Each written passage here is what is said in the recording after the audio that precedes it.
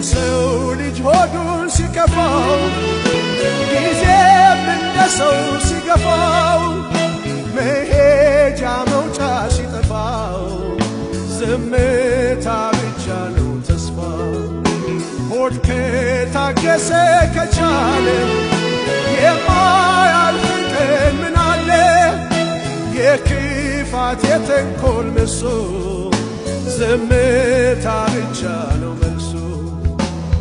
ዝምታ ነው መልሴ